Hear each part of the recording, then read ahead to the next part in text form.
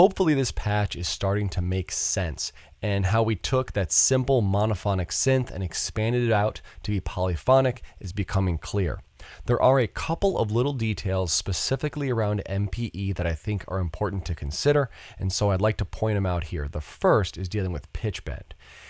We noticed in our single voice version that we use the xbend in object, which allowed us to parse 14-bit data. We can't use that here because we're getting our pitchbend data from MC Note Allocator and not from the outside world. And so I created this patcher, pitchbend MSB under LSB, which parses the 14-bit data and scales it to be -48 to +48. It's a cool little bit of math and bit shifting to figure out, but don't feel like you need to. I would say if you're going to steal anything from this patch, that's the little bit of math to steal.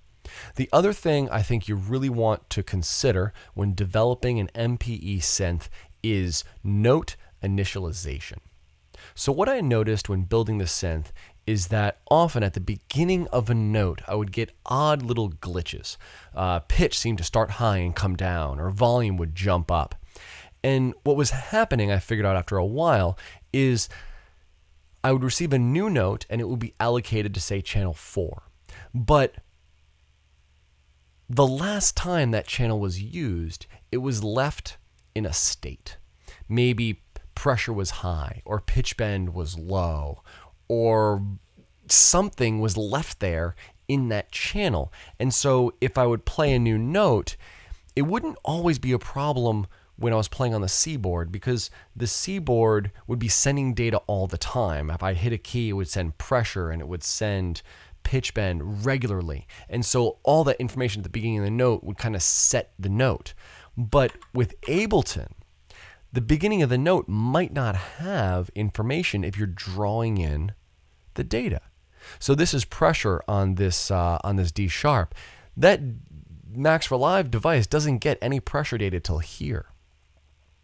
So if the previous time that I used the synth and the note and this channel was used, it could be channel 2. The last time it used, I released the key, pressure might have been really low.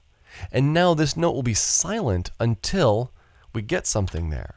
Or maybe pressure ended up really high, and then this note will play randomly loud and then jump down at this moment when that message is actually sent. So I found, for lots of reasons, that it was important to initialize the note. Every time a note is played, I should start that note off at a specific CC74, aftertouch, and glide numbers. It was really important that I did this, and it solved lots of problems.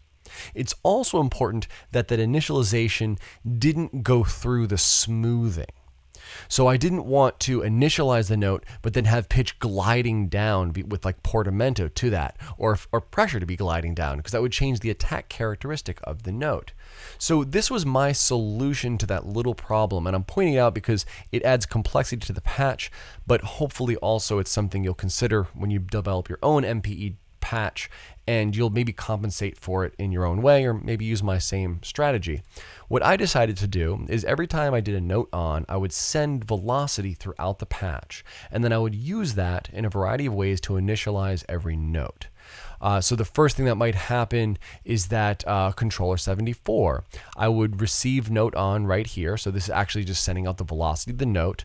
I would then convert that just to 64, divide by 128 to scale it to a certain range, and then send it on to control wavetable position. So what I'm doing here is I'm saying every time I hit a note, start it with slide at 64 halfway through. And then if I receive another slide message, it'll just move from there, but at least I've set that note someplace to begin with. Now the other thing I've done here, which I think was pretty good, is that I'm not sending it through this message box. So this message box was packaging the slide value with a 90, and that 90 was functioning in line of the rate that it would get to there. So I'm smoothing out that value. I'm not smoothing this. This initialization should happen immediately without any smoothing. Now we do something similar with aftertouch. We initialize it, but instead of initializing it to a set value, I initialize it to the velocity, which kind of makes sense. If I hit a key, if I hit it hard, hard, that's basically starting pressure hard. And so I'll just use that as my initial pressure value. And then if we receive pressure variations after that, it'll adjust from that point. For glide, I initialize it at 0, and so if there's pitch bend, it'll go sharp or flat from that point. But I have that initialization. Hopefully this helps you. Please feel free to use this in any way. You can download the patch from the description there, and please steal from it liberally. And if you end up using it, I would really love to know how you build on this and how you make it better. A lot of this was my discovery, and I think I found a good method, but I'm sure there are better solutions, and I'd be really curious for how you take this patch, make it better, and develop your own things from it.